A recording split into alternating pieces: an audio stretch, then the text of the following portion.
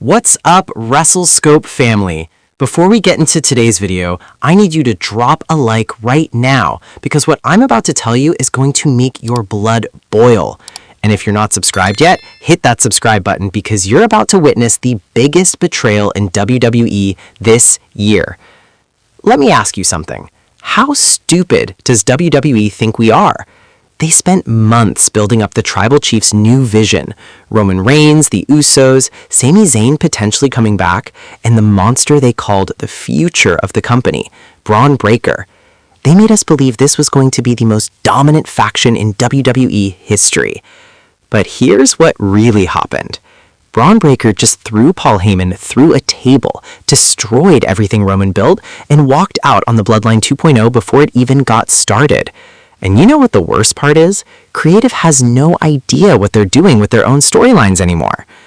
I'm about to break down exactly why this is either the most genius move WWE has made in years, or the dumbest decision that's going to tank both Bron Breakker and Roman Reigns' comeback. And trust me, by the end of this video, you're going to be as heated as I am. Comment right now, are you Team Bron or Team Roman? Because this debate is about to get ugly. Let's rewind and talk about how we got here, because context is everything. When Roman Reigns took his hiatus after WrestleMania XL, losing to Cody Rhodes in what was supposed to be the end of his legendary title reign, WWE had a problem.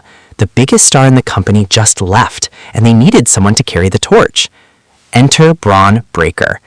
This man is a genetic freak. Literally, son of Rick Steiner, nephew of Scott Steiner, this guy has wrestling royalty running through his veins. He dominated NXT like a force of nature, winning the NXT Championship twice and bulldozing through everyone in his path.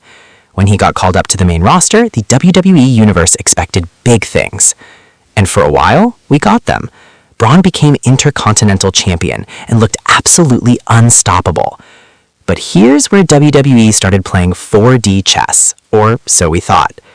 Paul Heyman, the wise man, the special counsel, the greatest advocate in sports entertainment history, started showing up wherever Bron was. At first it was subtle, a knowing look here and not there, then the meetings backstage, the conversations, the whispers. Heyman was recruiting. He sold Bron on a vision. When Roman returns, he's not coming back alone. He's coming back with an army. And Bron Breakker would be the enforcer, the destroyer, the one who handles the dirty work while Roman reclaims his throne as the tribal chief. For weeks, we watched Bron dominate. He was taking out everyone Roman would need to face. He was sending messages. He was clearing the path.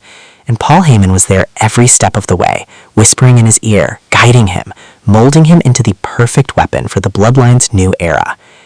The WWE Universe was electric. Finally, we were getting a new bloodline that wasn't just the Usos and Solo Sikoa. We were getting a legit monster who could stand toe-to-toe with anyone on the roster. Social media exploded with fantasy booking. People were creating dream matches. Braun and Roman versus Cody and Seth. The new bloodline versus the OG bloodline. The possibilities were endless. And then, last Friday on Smackdown, everything came crashing down. Picture this. Paul Heyman is in the ring, doing what he does best, cutting an absolutely legendary promo.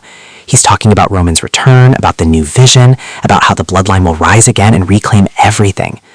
The crowd is hanging on every word. Heyman has them in the palm of his hand. He's building to the big reveal, the moment where he officially introduces Bron Breakker as the newest member of the bloodline. Bron's music hits. The place goes insane. He walks down that ramp with purpose, with intensity, the Intercontinental Championship on his shoulder, looking every bit like the future Paul Heyman promised he would be. He gets in the ring, stands face to face with Heyman. The wise man extends his hand, and he spears him through the announce table. Not just a spear, I'm talking about the kind of spear that makes Goldberg jealous, the kind that makes Edge's spear look like a gentle hug. Heyman is broken in half. The crowd is in shock. But Bron wasn't done. Oh, no. He picks up Paul Heyman, the 60-something-year-old man, and throws him over the announce table. Then he grabs a steel chair and starts wrecking everything in sight. The ring, the barricades, the timekeeper's area, everything. Officials are trying to stop him. Security guards are getting tossed like ragdolls. And then Bron grabs a microphone, and what he says next sent shockwaves through the entire wrestling world. I'm not Roman's dog. I'm not anybody's dog. I'm Bron Breakker, and I don't need the bloodline. The bloodline needs me. But you know what? They can't have me.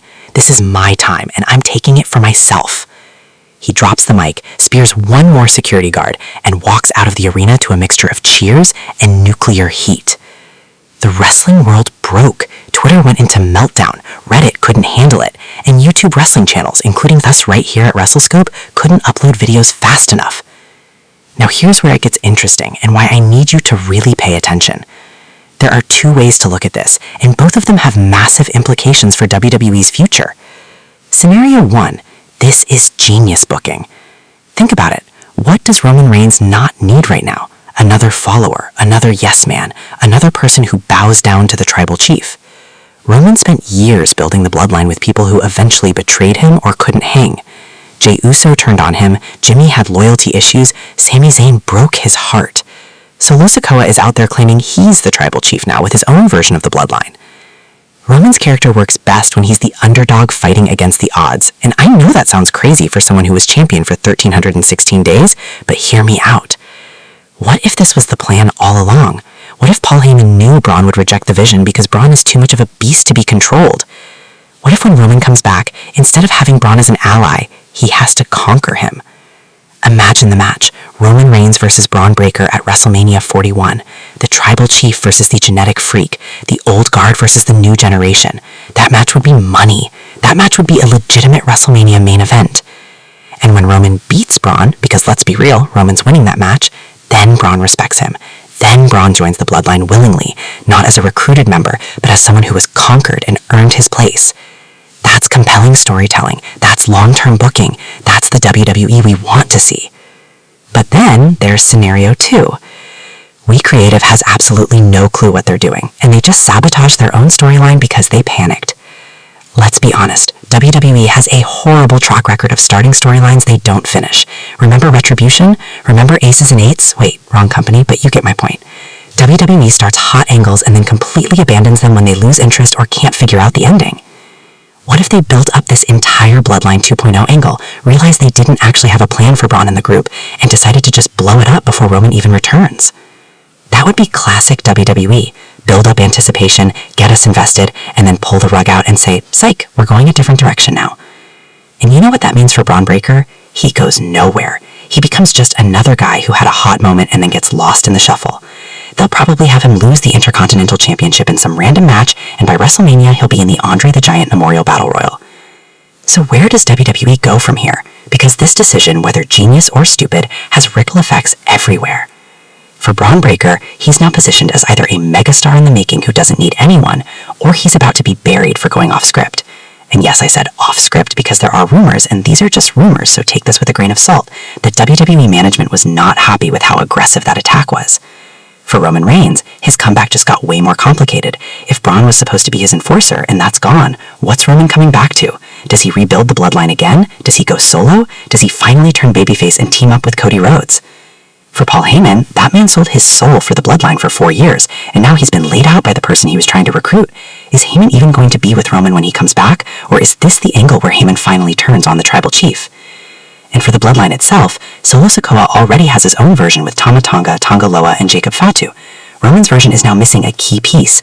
Are we heading toward a bloodline civil war? Is that the WrestleMania 41 program? The possibilities are endless, but they're also terrifying because WWE could genuinely go in any direction, and we've seen them choose the wrong direction way too many times. Here's my take, and I want you to sound off in the comments if you agree or disagree. I want to believe this is genius. I want to believe that WWE has a master plan where Bron Breakker rejecting the bloodline becomes an even bigger star, where Roman has to prove himself by conquering the one person who refused to acknowledge him, where this all leads to an epic WrestleMania moment. But my brain, the part that's watched WWE for decades, is telling me to be cautious, because we've been burned before. We've invested in storylines that went nowhere. We've watched potential superstars get mishandled. Bron Breakker is too good to waste. This man is a future WWE champion. He's a future WrestleMania main eventer. He's everything Vince McMahon ever wanted in a superstar. Size, strength, charisma, and a legendary last name. WWE, please don't mess this up.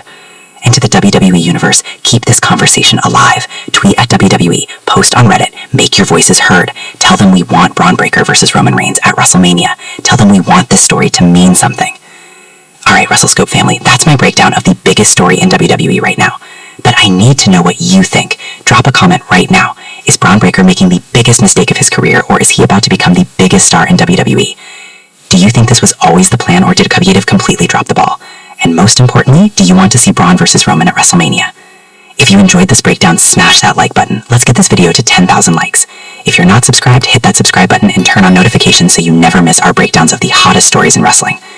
And if you really want to support the channel, check out our memberships for exclusive behind-the-scenes content and early access to videos.